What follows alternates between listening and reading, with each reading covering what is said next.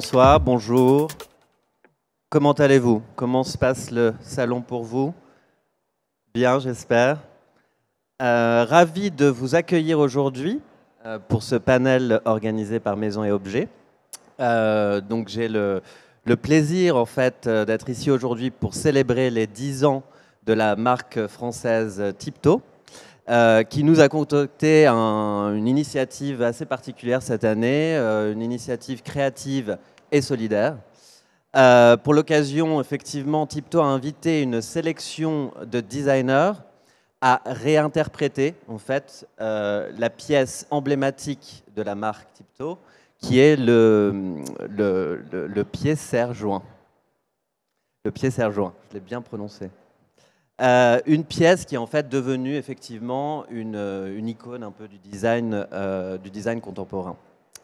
Donc les pièces issues de ce projet sont actuellement exposées dans le Marais, au 10 rue de Turenne. Nous vous invitons à aller découvrir cette très belle exposition.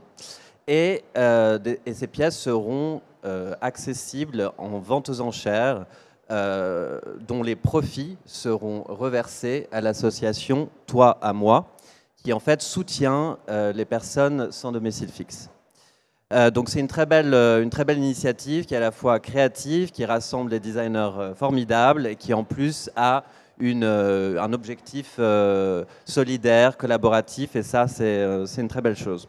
Donc aujourd'hui, on a la chance de pouvoir avoir deux des designers qui ont participé à cette initiative, et également le cofondateur de la marque.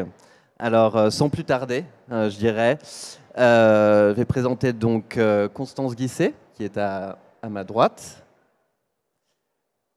Mathieu Bourgeot, le cofondateur de la marque, Wendy Andreu. Bonsoir à vous trois. Donc pour commencer, j'aimerais m'adresser d'abord à Mathieu et donc parler du pied serre-joint et de cette réinterprétation et en fait comprendre quels ont été l'objectif de repenser, d'inviter une sélection de designers géniaux à venir repenser cette pièce emblématique.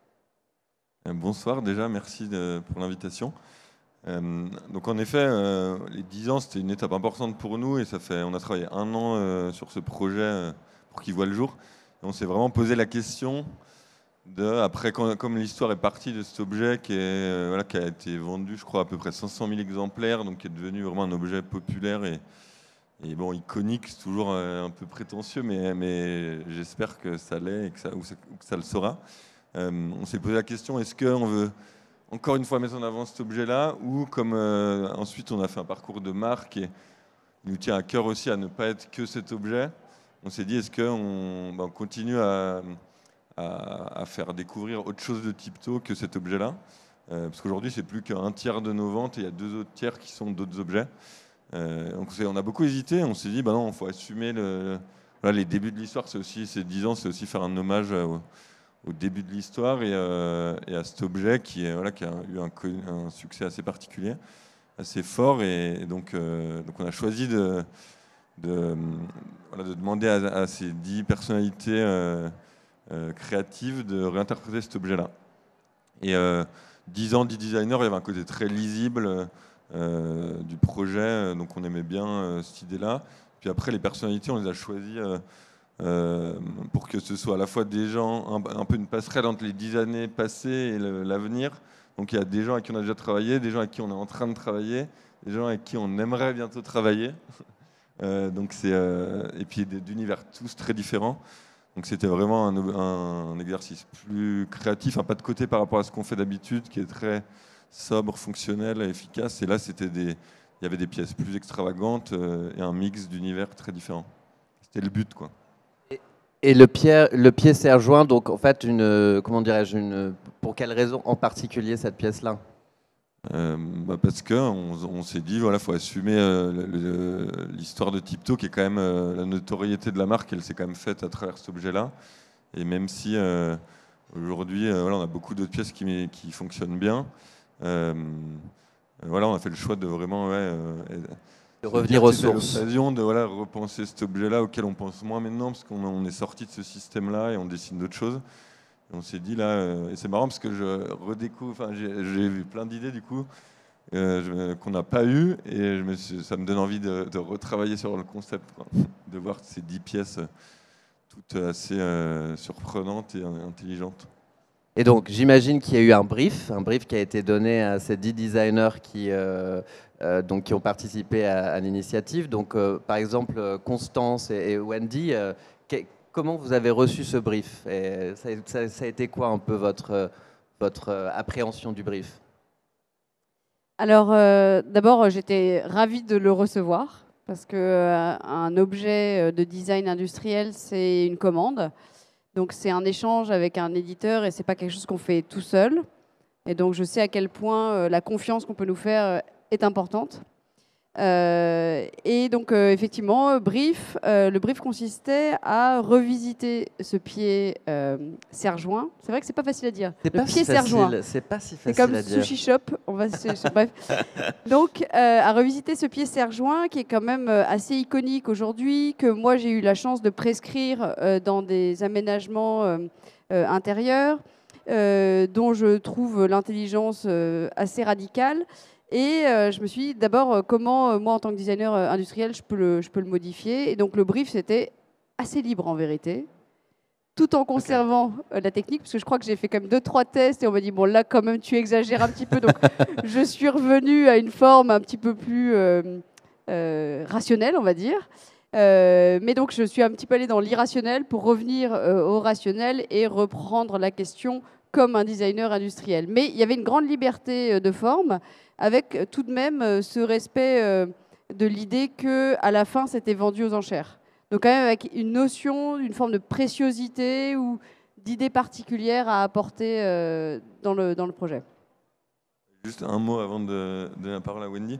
En effet, je ne l'ai pas précisé, mais c'était un peu une carte blanche. La seule contrainte, le seul brief, c'était qu'il fallait interpréter cet objet-là par un autre de notre collection. Mais l'idée, c'était vraiment que chaque pièce soit un mariage entre l'univers du designer en question et cet objet.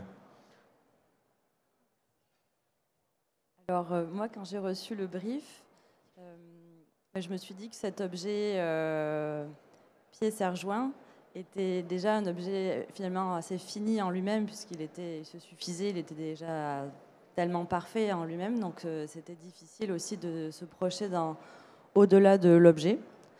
Et donc, dans la manière dont j'ai réfléchi, je me suis dit, bon, mais cet objet, qu'est-ce qu'il fait? Il pince, parce que c'est ça, en fait. Et je me suis dit, bon, là, il est en train de tout le temps pincer des plateaux de table. Je me suis dit, bon, il pourrait pincer autre chose quand même. Donc, je me suis dit, oh, qu'est-ce qu'il pourrait manger, quoi. Qu'est-ce qu'il pourrait grignoter? Voilà, donc c'est pour ça que je me suis dit, si le pied était inversé, et il aurait des petits pieds ou des petits angles de pied. Et donc c'est le projet que j'ai proposé, c'est pas un pied type toe, c'est un pied toe type. Voilà. En fait, c'est un pied qui mange un pied, je l'avais pas vu comme ça. Ouais, voilà. Je me suis dit, en fait, au début, je me suis dit, ah, ça serait cool d'avoir des petits ressorts de pied. Et après, je me suis dit, oh, je vais créer des petites chaussures de pied de table. Enfin, c'était un peu l'idée de cette pièce-là. Et donc pour toi, c'était donc un terrain de jeu qui était assez vaste, où tu t'es sentie un peu contrainte, parce que donc ton travail qui est plus entre la frontière entre l'artisanat et l'industrie, comment tu t'es sentie par rapport à ça? Eh bien, moi, j'ai une formation déjà en métal de l'école Boulle, donc l'acier, c'est vraiment mon matériau de prédilection. D'accord. C'est quelque chose que je sais travailler, donc j'ai produit la pièce moi-même. Okay. Donc j'ai imaginé quelque chose que je pouvais produire, et après ça m'intéressait aussi, et c'est quelque chose que je fais souvent dans mon travail, c'est prendre des choses qui existent de l'industrie et les travailler de manière artisanale dans mon atelier. D'accord. J'avais travaillé aussi par exemple avec Rimowa qui m'avait donné des parties en aluminium, et je les avais retravaillées dans mon atelier avec mes propres capacités. Donc je sais pas, c'est quelque chose qui me plaît beaucoup, de ramener à l'atelier des choses qui sont produites dans l'industrie. Je comprends. Et donc dans ce cadre-là, Comment ça s'est passé alors?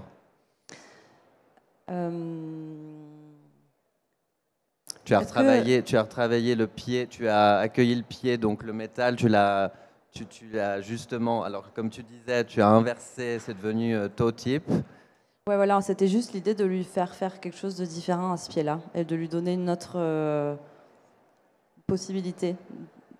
Voilà. Mais après, je pense que c'est encore plus infini, parce que là, j'ai proposé une pièce avec cette typologie-là, mais on pourrait imaginer aussi que ces petites pinces pourraient pincer aussi d'autres types de petits pieds, de pieds de table.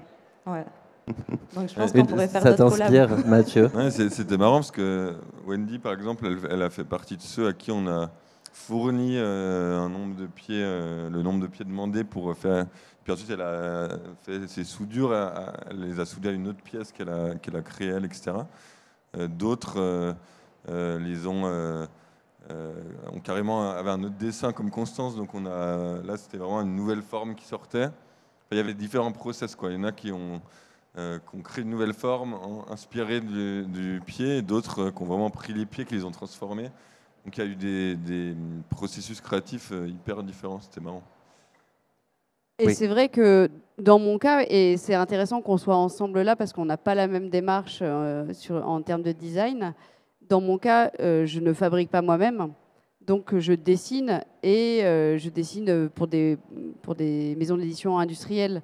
Donc je dessine avec l'idée de l'optimisation, avec l'idée de l'amélioration de quelque chose, en me posant des questions sur la façon dont ça pourrait être autrement, et sans me dire, tiens, je vais faire une pièce en particulier, alors que Wendy, tu as cette force de proposer quelque chose qui est très particulier, qui est plus une pièce unique, parce que c'est toi qui la fabriques chez toi. Mais c'est deux approches très différentes. Moi, c'est reproductible de façon industrielle, et toi, c'est reproductible par toi, mais donc ça n'aura jamais la même forme. Donc c'est vraiment deux approches du design extrêmement différentes. Et donc moi, j'ai procédé par maquette, en 3D aussi, en dessin, et à la fin, effectivement, c'est Tipto qui l'a réalisé, ce qui est très différent. Ouais, pour le process, moi, ça a été... j'ai fait un croquis, pas du tout industriel, et après, j'ai proposé l'idée à Tipto. J'allais dire Totip du coup. Et du coup, l'idée a été appréciée. Donc là, je me suis dit que j'allais passer directement à la production. Donc j'ai pas fait presque de maquette parce que c'est tellement mon matériau que finalement, j'étais juste dans la production. Après, la table, on voit encore les soudures et tout. On voit aussi la marque de l'artisanat qui, moi, me plaît parce que c'est vraiment en contraste aussi avec l'industrie, l'artisanat. Il y a vraiment c'est vraiment une pièce unique qui a été faite dans un atelier avec mes capacités de soudure et avec mon propre corps impliqué dans le process de fabrication aussi. Et c'est vrai que tu livres à la fin un objet final réalisé par toi, alors que, à l'inverse, moi, je livre des pieds qui sont dessinés par moi, mais réalisés par Tipto. Et le plateau, c'est un plateau upcyclé en bois que je n'ai pas dessiné en fait. Ah, et c'est vrai que ça, c'est aussi une différence. Ouais, on voit les deux pièces d'ailleurs, là, celle de... Ah mince, ça vient de changer. Ah, elle est partie. Elle va revenir. Elle remonte dès que l'image revient. Voilà. Celle de Constance et celle de Wendy. Et justement, Constance, si tu veux nous parler un peu plus de ton approche du design en règle générale et la manière dont tu l'as comment dirais-je, intégré dans ce projet-là en particulier. Alors, très souvent, quand on vient me voir avec une demande de projet, on me parle de la technique de fabrication. Donc déjà, j'essaie de voir comment les choses sont fabriquées, comment elles sont... Enfin, qu'est-ce qui fait que je peux me mettre dans la lignée de la maison d'édition existante et que je peux apporter quelque chose la voilà table. Voilà. La maison d'édition et en même temps ma vision de la chose. Donc là, moi, c'est vrai que depuis le début, je me disais que ce serait intéressant d'imaginer un pied d'angle. Parce que c'est un autre rapport même à l'usage. On est, quand on a une tablée, oui. C'est vraiment quelque chose qui est différent. Tout à fait. On n'est pas... c'est dans une autre logique. Et quand je dessine moi-même des tables, je mets les pieds extérieurs. Okay. Ou intérieurs, mais en tous les cas, je ne les mets pas sur le côté. Donc ça, naturellement, je me suis dit ça. Et après, moi, c'est vrai que j'aime bien cacher la technique. Donc je me suis un petit peu, j'aime bien que la technique soit aspirée par l'objet, qu'elle soit dissimulée pour que ne reste qu'une forme. C'est vraiment mon ADN. Et donc, ça ne veut pas dire que les objets ne sont pas techniques, ça veut juste dire que c'est absorbé. Donc là, on voit bien qu'en mettant le pied dans l'angle et en cachant un petit peu, en faisant des petites pattes, je dissimule aussi la tâche. La tâche. Oui. Ça, la pince. Voilà, la pince. Et ensuite, je suis venue mettre de la rondeur et un petit moment de folie avec cette petite bille qui remonte, et comme si elle venait presser tout doucement sur le côté du pied, comme si le pied était mou, et qu'on avait la petite bille qui venait presser ce pied et cette forme, et donc qui donnait quelque chose une forme de mollesse ou de rythme. De fluidité. Voilà, de fluidité à l'objet. Qui est un élément qui caractérise ton travail en règle générale. Aussi. Et donc, voilà, tout ça mis ensemble en réfléchissant à comment on pouvait le faire. Donc, on a eu des échanges techniques, voilà. Et ça a donné cet objet avec à la fois un petit brin de folie sur la petite bille et en même temps quelque chose d'assez tenu et d'assez fluide, ce qui est aussi ma marque de fabrique d'une certaine façon. Mais là, effectivement, la technique est dissimulée. Et donc, par rapport à l'attache, par rapport à la pince, c'est quelque chose qui faisait aussi partie du brief, j'imagine. Et ça doit être un certain type de pince, évidemment. Non, encore une fois, l'idée, c'était vraiment qu'il y ait une référence à l'objet. Et nous, de toute façon, on voyait les pièces en amont, donc on pouvait échanger si jamais on était trop loin et ça ne fonctionnait pas. Mais on voulait vraiment lâcher prise et se dire que c'est les 10 ans. D'habitude, on est assez danois dans le style, assez pragmatique, et on aime bien les choses fonctionnelles, etc. Et là, on s'est dit, il peut y avoir qu'on accepte qu'il peut y avoir des choses qui nous ressembleront pas du tout, mais c'est le jeu, et le but, c'est qu'il y ait 10 pièces hyper éclectiques, une espèce de mélange je suis vraiment content quand je vois l'image avec les 10 pièces. Je trouve que c'était vraiment ce qu'on cherchait. Il y a des choses très sages, entre guillemets, et d'autres très extravagantes. Et d'ailleurs, est-ce que parmi ces propositions, il y a certaines propositions qui t'ont particulièrement surpris, qui t'ont ému, qui ont été un peu... Enfin, tu parlais tout à l'heure, à juste titre, du fait finalement de même toi revisiter cette pièce qui est en fait la pièce initiatrice de la marque. C'est un peu un retour dans le passé, mais pour repenser le présent et évidemment le futur. Donc, tu peux nous en dire plus ? Oui, en découvrant les pièces, on a eu pas mal de surprises. Je ne sais pas si vous voyez, ici, il y a une suspension qui est une pièce de Jean-Baptiste Durand qui est très extravagante. On dirait une pièce, presque un vaisseau spatial avec un pied. Tous les câbles sont arrimés au pied qui est à l'horizontale. Quand j'ai vu ça, j'ai un peu halluciné. Il y a une comète aussi qui est accrochée, on dirait une astéroïde accrochée. Mais justement, on s'est un peu forcé à se dire, c'est hyper intéressant et c'est ok, même si ça correspond pas à notre univers habituel, c'est ok, c'est les 10 ans, c'est un moment particulier, et on élargit un peu nos horizons, quoi. Donc non, j'ai eu pas mal de surprises, ouais. Et puis de l'émotion surtout c'est surtout en recevant les propositions de un Jean-Michel Villemotte qui est par exemple quelqu'un qui est installé depuis très longtemps, reconnu depuis longtemps, et qui est une personnalité emblématique de nos métiers depuis très longtemps. Et puis à côté de ça, toutes les générations, quoi. La génération de Constance, avec une pièce qui lui ressemble beaucoup, qu'on a adorée. Wendy, que tout le monde suit de plus en plus depuis quelques années. Il y a aussi la pièce du fond blanche avec le verre dépoli bleu. C'était mon parrain en réseau entreprendre quand j'ai commencé, quand j'ai monté Tipto.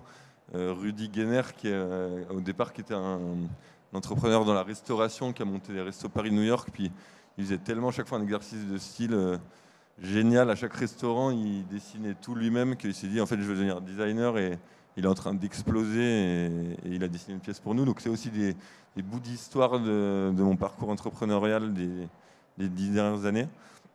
Il y a la pièce d'Oussam, le porte-vinyle, qui a eu un immense succès.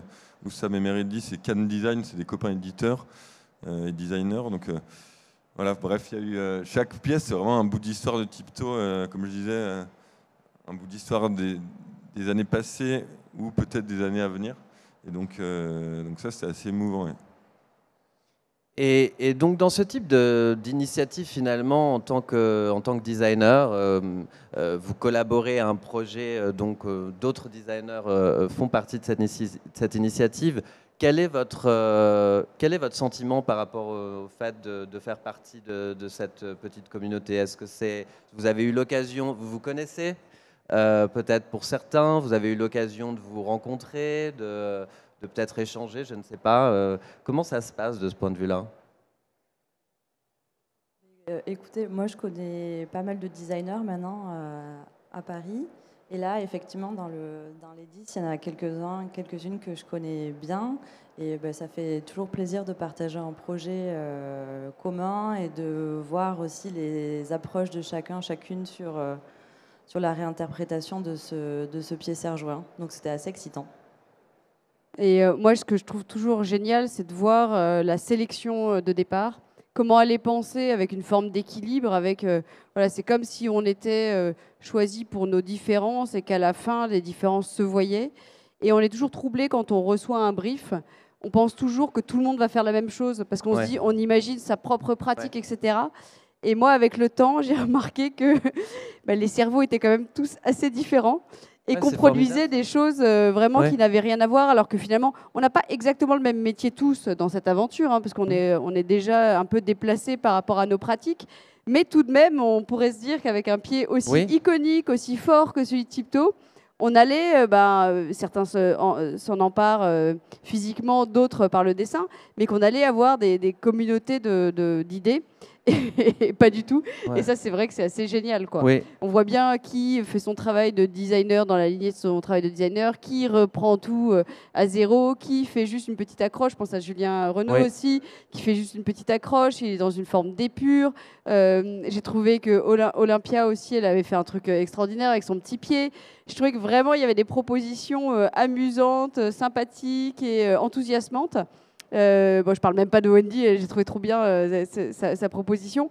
Et puis j'ai trouvé génial aussi d'avoir une proposition en couleur, en métal en couleur, parce qu'on connaît beaucoup ton travail effectivement sans couleur, et ça j'ai trouvé que c'était aussi surprenant et voilà. Et c'est ça que je trouve incroyable, c'est que voilà, on demande à 10 personnes autour d'un même objet qui a pas mal de contraintes, et à la fin, en fait, on a 10 choses qui n'ont rien à voir. Ouais.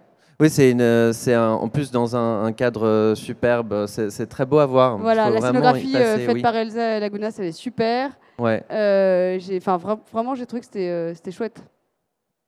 Et si on revient maintenant sur l'implication solidaire de cette célébration, la collaboration que Tipto a avec l'association Toi à moi, qui soutient les personnes sans domicile fixe.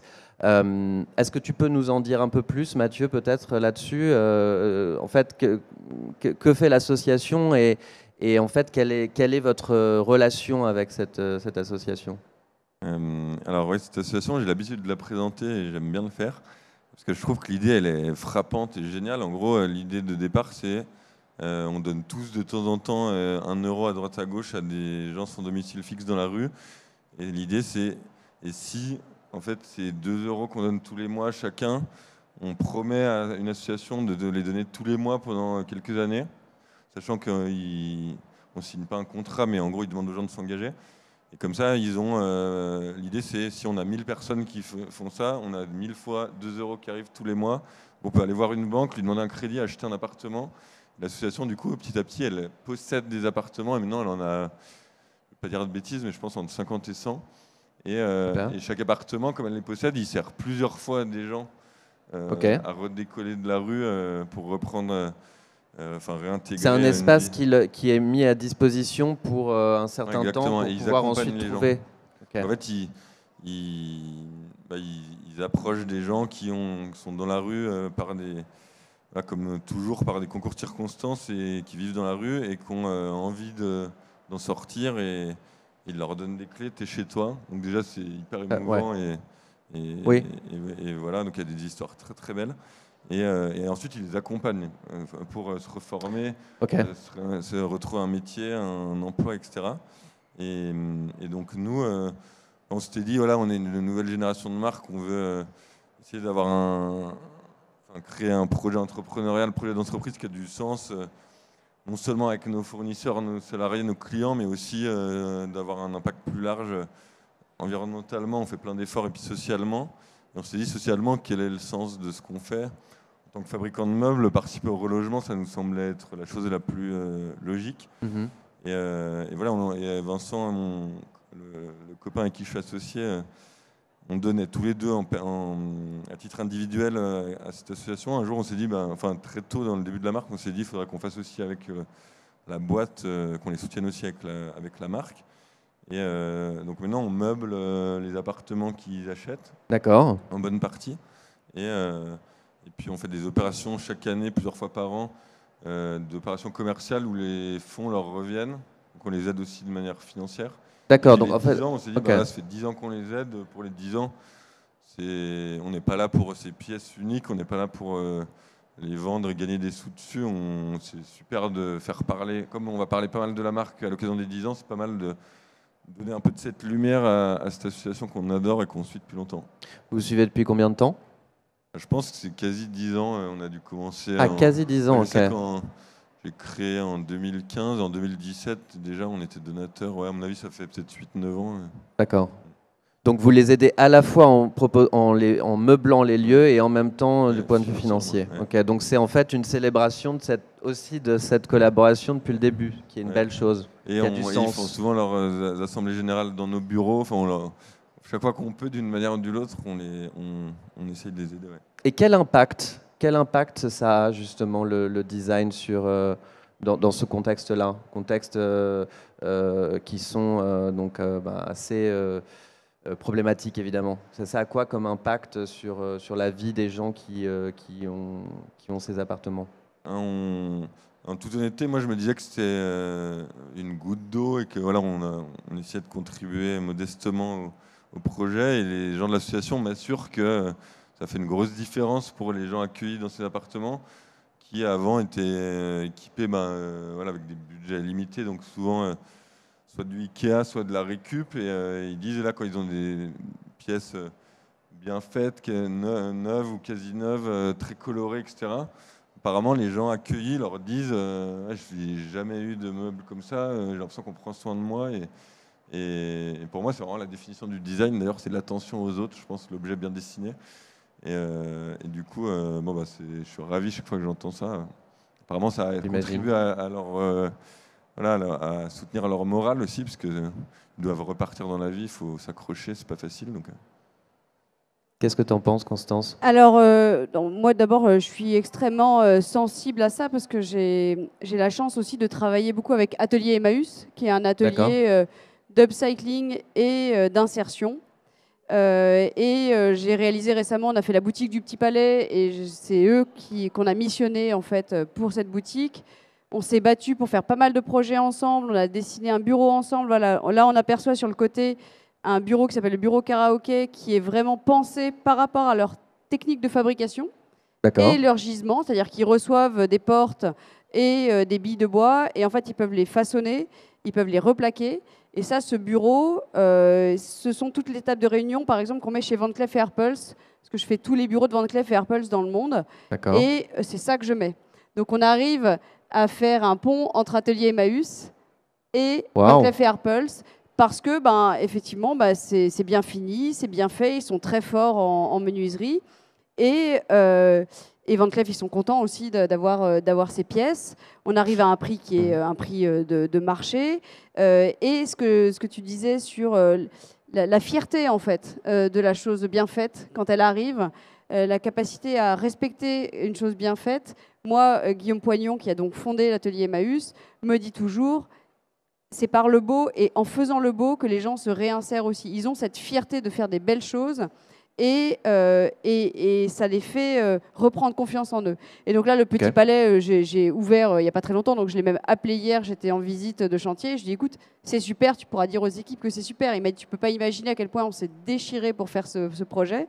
et à quel point c'est important. Et donc là, effectivement, on aperçoit un bout du bureau karaoké qui est plutôt une table de réunion dans sa version. On change la couleur comme on veut, on met le plaquage qu'on veut.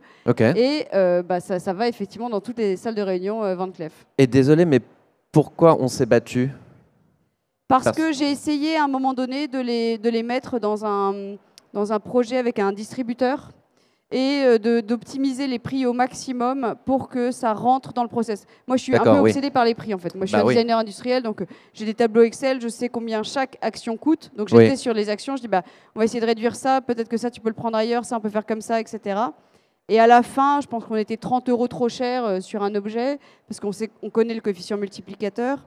Et donc, j'ai échoué dans plusieurs projets avec eux. J'ai échoué à faire passer Atelier Emmaüs, mais j'ai la chance d'avoir réussi à le faire d'une part sur le Petit Palais, et d'autre part, je le fais en permanence avec ce projet-là qui vit et qui vit très bien et tout le monde est content. Mais c'est toujours une lutte parce que c'est plus compliqué. Même le Petit Palais, c'était plus compliqué, ça prend plus de temps. Il a fallu faire une coordination supplémentaire avec eux et l'autre intervenant parce qu'ils ne pouvaient pas tout faire. Enfin, ça nous a demandé, nous, c'est un investissement temporel très supérieur à ce qu'on peut expérimenter avec d'autres agenceurs. Et donc là, c'est vrai que c'est un engagement. Et donc parfois même, réunion d'équipe, mon équipe me dit quand même, là, machin, ça marche pas très bien, c'est la galère. Et donc un jour, j'ai tapé du poing sur la table, j'ai dit, écoutez, on sait pourquoi on le fait, on sait que c'est dur, on le découvre pas. Et on sait pourquoi on le fait comme ça. Et en fait, si on n'est pas tous capables de s'aligner, de se dire, ça passe, et quoi qu'il arrive, ça va passer, et on sera fiers de ça, eh ben, ça ne sert à rien de se lancer dans les collaborations avec Atelier Emmaüs. Et on les fait progresser aussi, parce que on leur donne des gros projets. Et ils sont fiers. Mais bon, oui, c'est plus difficile que de travailler avec un agenceur qui pratique des prix plus élevés, qui a l'habitude, qui a une équipe que de personnes complètement professionnelles. Là, il y a quelques menuisiers professionnels et des gens en insertion. C'est pas la même aventure, en fait. Non. Donc, il faut être beaucoup plus fort quand on travaille en amont. Mais c'est moi, je suis trop contente. Voilà, le bureau karaoké, j'étais trop contente. La première fois qu'on l'a livré chez Van Cleef, j'étais comme une dingue. Je me suis dit, enfin, 2 ans de travail pour arriver à ça. Et tout le monde est content. Et franchement, voilà, c'est une grande joie. Mais c'est vrai que Guillaume a plusieurs fois dit que le fait de faire quelque chose de beau, changer la vie de ces personnes qu'il accueillait en insertion et qui tournaient régulièrement dans l'atelier. Et c'est principalement une approche altruiste ou c'est pourquoi on fait ça? Parce qu'en fait, quand on est designer, on a un peu envie de changer les choses. On a un peu envie de changer le monde à notre. Alors, faut rester humble. Hein, on fait que des tables et des voilà. Mais je veux dire, moi, j'ai rencontré Guillaume Poignon dans un jury. Je me suis dit, si je suis pas moi foutu avec les projets que j'ai la chance de faire en sorte qu'ils aient du travail, je suis un mauvais designer. Et donc, on s'est battu. Je me suis dit, il faut que je comprenne comment ça marche, ce qu'ils arrivent à faire. Ils plaquent, ils mettent des champs, ils mettent des machins. Je leur ai dit, OK, qu'est-ce que vous savez faire? Et on a mis au point une petite méthode d'assemblage. Et là, je trouve que c'est une question de responsabilité. Je veux dire, après, chacun la sienne. Je m'en fous, je juge personne. Non. Mais moi, je me suis dit, à titre personnel, si je suis pas foutu par rapport de à faire ta ça, réalité. Mais je veux dire, on va pas.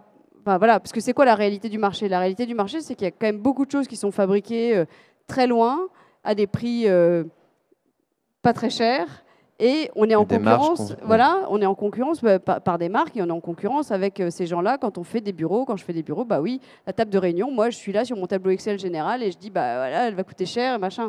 Donc, je les ai un peu contraints de rentrer dans ces prix-là, dans des prix du marché. Mais en optimisant la façon de faire et en voyant comment ils pouvaient quand même gagner de l'argent en faisant ça. Mais ça m'a demandé un travail évidemment très supérieur, parce que là, on parle de choses qui sont faites en France avec des gisements et avec des personnes qui ne sont pas complètement qualifiées, donc ils vont moins vite. Mais bon, à la fin, voilà. Après, on a échoué plusieurs fois sur plusieurs projets. On n'a pas réussi à les mettre sur certains appels d'offres.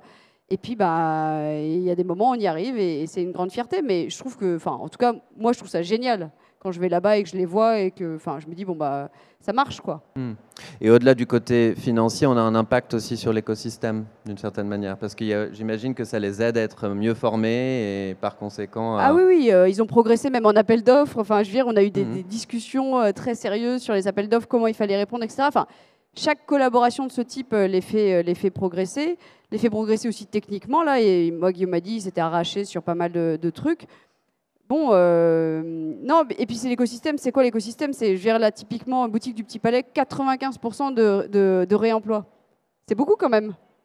C'est super. Voilà, donc après, bah, il reste, oui, le plaquage, les choses ajoutées, etc. Mais c'est ça la réalité. Donc, alors, je dis pas que c'était simple, hein. Franchement, c'était pas simple. Mais tout le monde a progressé, et moi aussi, et mon équipe aussi, et on a appris aussi à travailler bien ensemble, et le prochain coup, ce sera plus facile.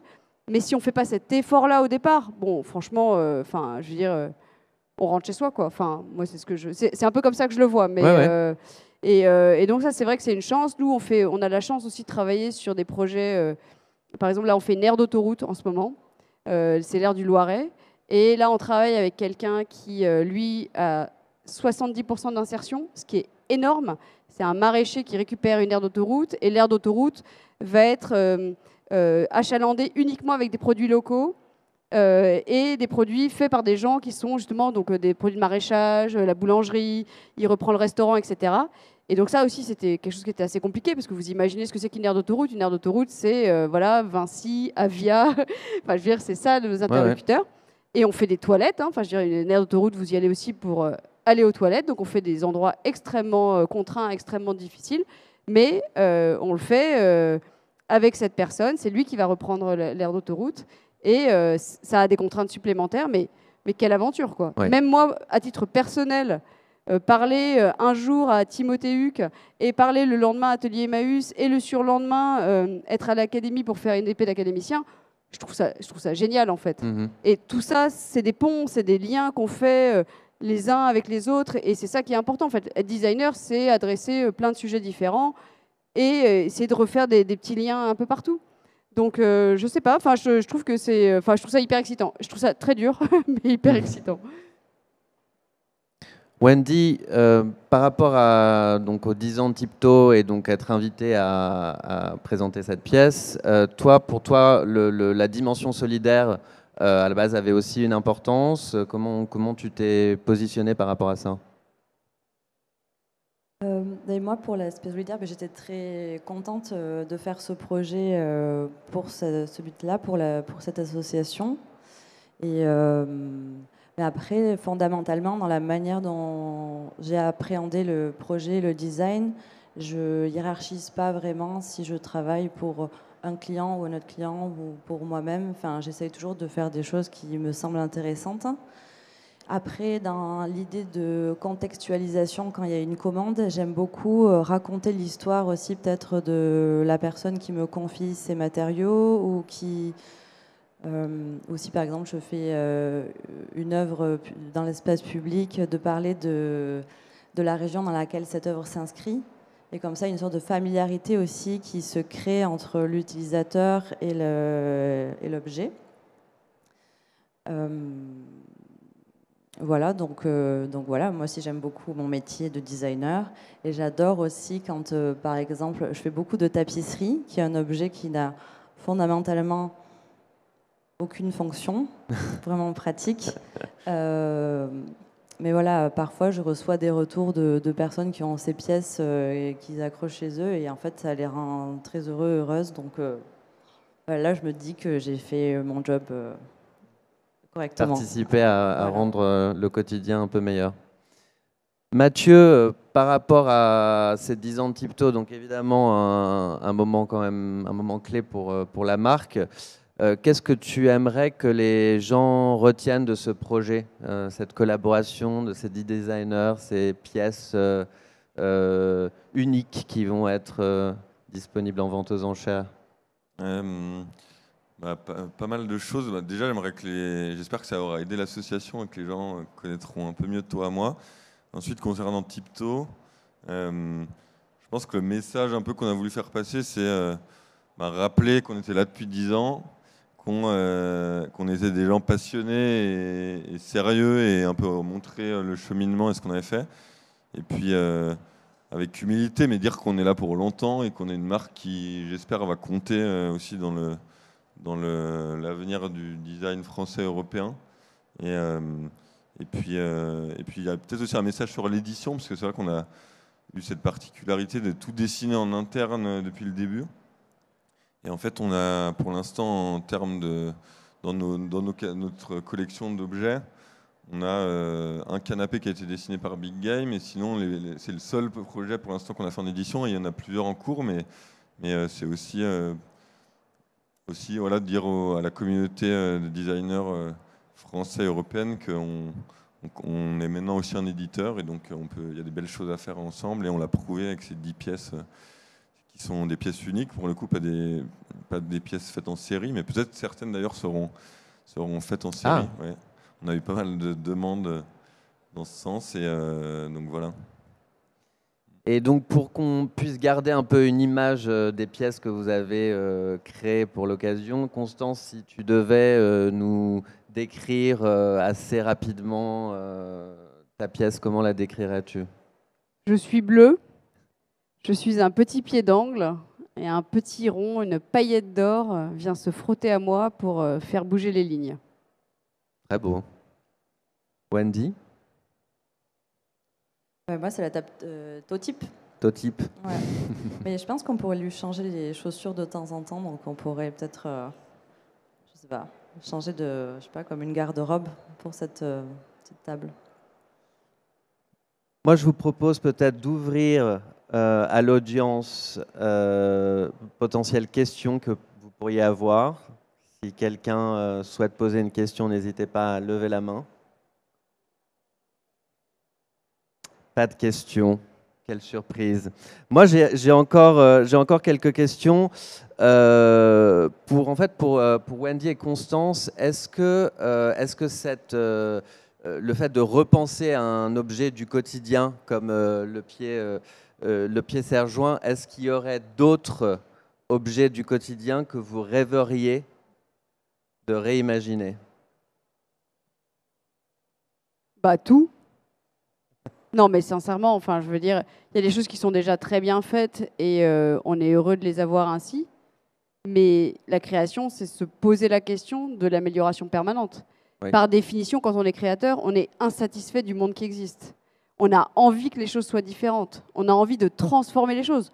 Donc oui, moi, j'ai l'impression que la grande chance de notre métier, c'est de pouvoir adresser des sujets très différents. Et moi, ce qui m'intéresse le plus, c'est qu'on vienne me voir avec des sujets que je n'avais même pas imaginés. Ça, parce que, évidemment, j'ai envie de tout transformer, mais quand je suis surprise par la demande, là, c'est encore plus magique. Okay. Et ça m'arrive très régulièrement. Ouais. La dernière fois en date, par exemple? Un monument funéraire, une épée d'académicien, des lunettes. Enfin, je sais pas, j'ai l'impression que mon quotidien, il est fait de choses différentes. Ah, superbe. Wendy? Moi, je suis aussi assez intéressée par tout type d'objets, de matériaux et de choses auxquelles je pourrais être confrontée. Et je pense que c'est ça aussi être designer, c'est être aussi un peu flexible dans la manière dont on pense. Mais moi, mon rêve absolu, je pense, ça serait de dessiner une maison. Je pense que je ferai ça plus tard. Mais j'aimerais bien dessiner des plans et tout, ça me plairait beaucoup. Et après, en termes d'objets... à plus petite échelle, on va dire. Je sais pas. Une fois, j'avais travaillé avec les bérets. Ouais. Parce que je viens de Oloron-Sainte-Marie, il y a une usine de bérets là-bas. Et c'était mon diplôme et c'était un peu pareil. Et je disais, ah, qu'est-ce que je vais faire avec un béret? Ça existe déjà depuis si longtemps et c'est déjà un objet fini. Et je les avais réinterprétés selon les saisons. Enfin, j'avais trouvé une idée, mais je sais pas. Mais c'est une bonne question. Je vais y réfléchir. Pas mal de projets en tête. Mathieu, par rapport à cette expérience de collaboration avec des designers, alors évidemment ça se passe déjà, etc., mais est-ce que cette initiative en particulier t'inspire potentiellement à réitérer une initiative de ce type? Est-ce que ça pourrait être quelque chose qu'on pourrait imaginer avec d'autres pièces que vous faites chez Tiptoe? Ouais, honnêtement, c'était, comme je disais, un pas de côté, quelque chose qu'on n'avait jamais fait jusqu'à présent, un exercice plus libre et moins contraint par les préoccupations fonctionnelles, on va dire. Et non, j'ai beaucoup aimé ça, et puis j'ai vu le regard un peu changer aussi sur la marque, parce que je pense qu'il y avait plein de très chouettes personnalités de notre industrie qui ont participé. Donc voilà, ça aussi, ça met une lumière différente sur la marque. Et puis je pense que ouais, on est dans un milieu quand même qui est une industrie créative. Et là, c'était un exercice créatif par essence, quoi. Enfin, purement créatif même. Et du coup, je pense que ça a dit autre chose des capacités de la marque et de nos aspirations. Donc ouais, je trouve que ça a vraiment... j'ai l'impression que là, en quelques jours, d'avoir vu dans le regard des gens que ça va apporter quelque chose en plus dans la manière dont ils voient Tipto. Et donc, bon, les 10 ans, c'est pas tous les jours. Donc Non. là, c'était le bon prétexte, je trouve, pour le faire, le bon moment. Mais ouais, ça nous laisse en tout cas une envie de récidiver sur une autre occasion. Je sais pas quelle elle sera, mais elle viendra, je pense. Et donc l'exposition, pas les 20 ans, quoi. Et donc l'exposition, elle est ouverte jusqu'à quand? Elle est ouverte jusqu'à ce soir. Jusqu'à ce soir. Ouais. Et la vente aux enchères? La vente aux enchères, du coup, alors on a utilisé, ce terme vente aux enchères a été utilisé. Nous, on a fixé les prix, donc c'est pas vraiment une vente aux enchères, même si dans l'esprit, ça ressemble à ce que peut faire à la source avec des pièces uniques de créateurs au profit d'une œuvre caritative. Mais cette vente, on a déjà eu pas mal de demandes là, et donc il y a une partie des pièces qui sont déjà vendues. Et en fait, il y a une page sur notre site tipto.fr. Vous pouvez nous écrire tout simplement, mais sinon il y a une page dédiée aux 10 ans sur laquelle vous pouvez retrouver des très belles images des 10 créations, le prix et le descriptif. Et puis un lien pour nous dire, nous manifester votre intérêt si vous souhaitez la pièce, si elle n'a pas déjà été vendue. Donc voilà, je pense que je suis confiant qu'elles vont toutes être vendues, à mon avis, dans les prochains jours, quoi. Merci beaucoup. Merci. Merci d'être venu aujourd'hui. Merci pour vos commentaires. Et merci à vous d'avoir assisté à ce panel. Je vous souhaite une très bonne, de très bonnes journées dans le salon ces prochains jours. Et à bientôt, j'espère.